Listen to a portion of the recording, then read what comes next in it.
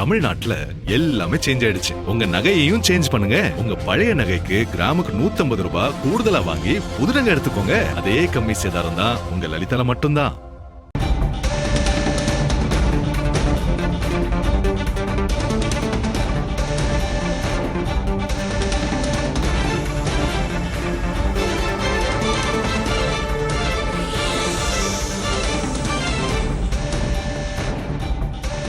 ராகுல் ஸ்டாலின் இடையே மனக்கசப்பு வந்தது ஏன் என்பது குறித்து KS அழகிரி பேட்டியளித்திருக்கிறார். புதிய தலைமுறைக்கு காங்கிரஸ் மூத்த தலைவர் KS அழகிரி பேட்டியளித்திருக்கிறார். அண்மை செய்தியாக பார்க்கிறோம். அதிகாரத்தில் பங்கு வழங்க வேண்டும் என கனிமொழியிடம் ராகுல் காந்தி தெரிவித்திருந்தார் என்று KS அழகிரி தெரிவித்திருக்கிறார். ராகுல் ஸ்டாலின் இடையே மனக்கசப்பு வந்தது ஏன் என்பது குறித்து KS அழகிரி தெரிவித்திருக்கிறார். புதிய தலைமுறைக்கு காங்கிரஸ் மூத்த தலைவர் KS அழகிரி பேட்டியளித்திருக்கிறார். அதிகாரத்தில் பங்கு வழங்க வேண்டும் என கனிமொழியிடம் ராகுல் காந்தி தெரிவித்திருந்ததாக அவர் குறிப்பிட்டிருக்கிறார்.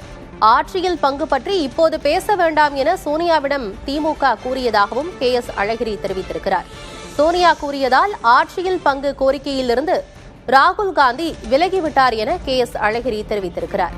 ராகுல் ஸ்டாலின் இடையே மனக்கசப்பு வந்தது ஏன் என்பது குறித்து KS அழகிரி புதிய தலைமுறைக்கு பிரத்யேகமாக பேட்டியளித்திருக்கிறார்.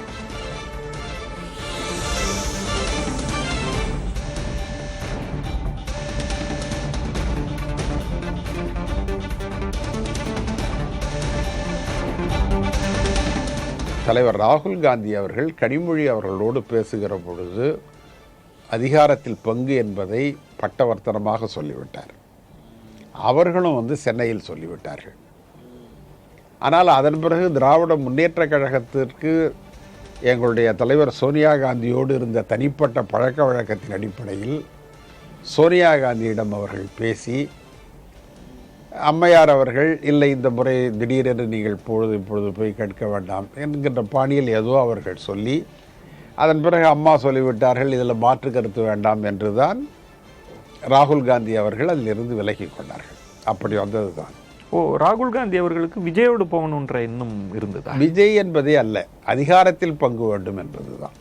பாண்டிச்சேரியில் காலையில் ராகுல் காந்தி அவர்கள் பிரச்சாரம் செய்கிறார். அதே தெருவில் 4 மணி நேரத்திற்கு பிறகு ஸ்டாலின் அவர்கள் பிரச்சாரம் செய்கிறார். இரண்டும் வேற வேற பிரச்சாரங்கள்.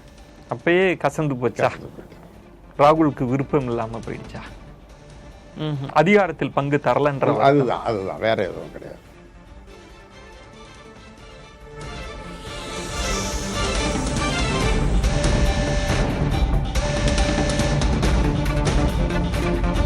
தேர்தலில் காங்கிரஸ் வெல்லவே முடியாத 3 இடங்களை திமுக ஒதுக்கியதாக KS அழகிரி தெரிவித்திருக்கிறார்.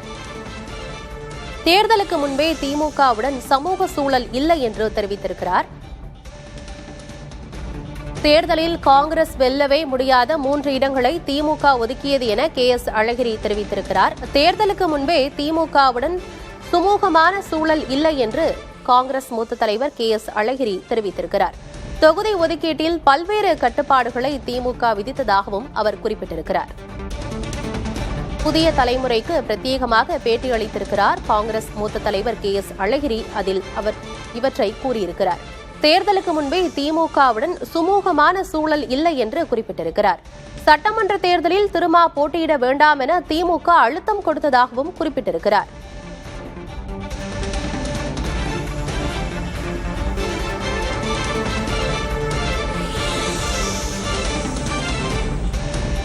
சட்டமன்ற தேர்தலில் திருமா போட்டியிட வேண்டாம் என திமுக அழுத்தம் கொடுத்ததாக KS அழகிரி தெரிவித்திருக்கிறார். தேர்தலுக்கு முன்பு கூட்டணி கட்சிகளுக்கு பல கட்டுப்பாடுகளை திமுக விதித்ததாகவும் KS அழகிரி மனம் திறந்திருக்கிறார். உங்களுக்கு அந்த கூட்டணியை சுமூகமாக அமைத்திருக்க வேண்டும். அமைப்பதற்கான சூழல் இல்லாமல் போய்விட்டது. ஆனா கூட்டணியின் அமைந்த பிறகு பேச்சுவார்த்தையில் கூட ஒரு நல்ல சுமூகம் ஏற்படவில்லை. பேச்சுவார்த்தை இல்லை. ஆமாமா. நீங்க நான் 28 இடங்கள் 3 இடங்கள் அதிகமாக கொடுத்தார்கள். காங்கிரஸால் வெற்றி பெறவே முடியாத 3 இடங்களாக அது வழங்கப்பட்டது. கம்யூனிஸ்ட் கட்சிகளுக்கே அந்த சிரமம் இருந்தது. சென்ற முறை 6 இடங்களில் போட்டியிட்டார்கள், இந்த முறை 5 இடங்கள். தொல் திருமாவளவன் காட்டுமன்னார்குடியில் போட்டியிட வேண்டும் என்று விரும்புகிறார். ஆனால் முடியவில்லை. நீங்கள் அவ்வளவு கட்டுப்பாடுகளை விதிக்கக்கூடாது இல்லையா? அவர் வாய் திறந்து சொல்லிவிட்டார், நான் காட்டுமன்னார்குடியில் நிற்கப் போகிறேன் என்று சொல்லிவிட்டார். ஆனால் அவரால் நிற்க முடியலையா? அவருக்கு ஒரு அழுத்தம் வந்து விட்டது அல்லவா?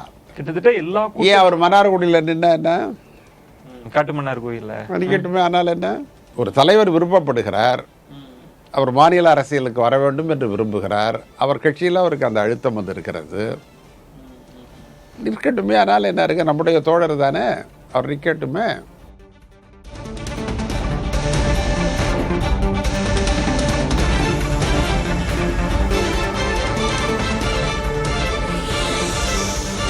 திமுக அணியில் தேமுதிகவுக்கு அதிக முக்கியத்துவம் கொடுத்தது ஏன் என்றும் குறிப்பிட்டிருக்கிறார் KS அழகிரி. பந்தியில் பிரிவினை இருக்கக்கூடாது என்று காங்கிரஸ் மூத்த தலைவர் KS அழகிரி தெரிவித்திருக்கிறார். தொகுதி பங்கீட்டில் தப்பான கணக்கு போட்டது திமுக என்றும் அவர் குறிப்பிட்டிருக்கிறார். சங்கடங்களோடு உருவான கூட்டணி தேர்தலில் எப்படி வெற்றி பெறும் என்றும் அவர் குறிப்பிட்டிருக்கிறார். புதிய தலைமுறைக்கு பிரத்யேகமாக பேட்டியளித்திருக்கிறார் காங்கிரஸ் மூத்த தலைவர் KS அழகிரி. அதில் பல்வேறு விஷயங்கள் குறித்து மனம் திறந்து பேசியிருக்கிறார். திமுக அணியில் தேமுதிகவுக்கு அதிக முக்கியத்துவம் கொடுத்தது ஏன் என்று கேள்வி எழுப்பியிருக்கிறார் KS அழகிரி. பந்தியில் பிரிவினை இருக்கக்கூடாது என்றும் அவர் குறிப்பிட்டிருக்கிறார். தொகுதி பங்கீட்டில் தப்பான கணக்கு போட்டது திமுக என்றும் அவர் குற்றம் சாட்டியிருக்கிறார். திமுகவை சங்கடங்களோடு உருவான கூட்டணி தேர்தலில் எப்படி வெற்றி பெறும் என்றும் அவர் கேள்வி எழுப்பியிருக்கிறார்.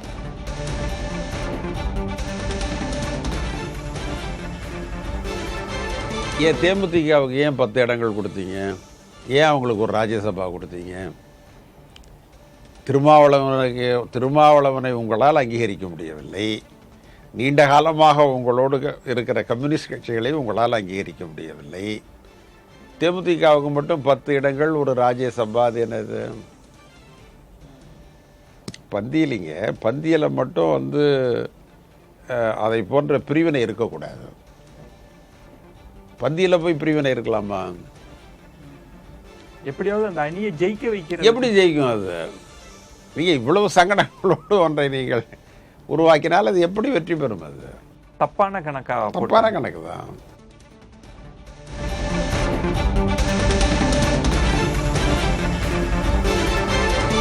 திமுக அணியில் தேமுதிகவுக்கு அதிக முக்கியத்துவம் கொடுத்தது ஏன் என்று கேள்வி எழுப்பியிருக்கிறார் KS அழகிரி.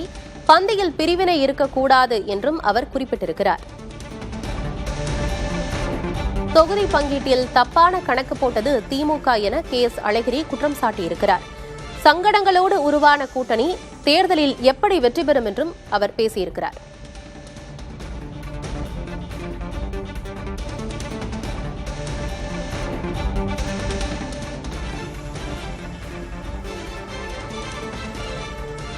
காங்கிரஸ் மூத்த தலைவர் KS அழகிரி புதிய தலைமுறைக்கு பிரத்யேகமாக பேட்டியளித்திருக்கிறார். முழு பேட்டியினையும் புதிய தலைமுறையில் இன்றிரவு 9:30 மணிக்கு பார்க்கலாம். தமிழ்நாட்டுல எல்லாமே சேஞ்ச் ஆயிடுச்சு. உங்க நகையையும் சேஞ்ச் பண்ணுங்க. உங்க பழைய நகைக்கு கிராமுக்கு 150 ரூபாய் கூடுதலா வாங்கி புது நகை எடுத்துக்கோங்க. அதே கம்மி சேதாரம் தான் உங்க லலிதால மட்டும்தான்.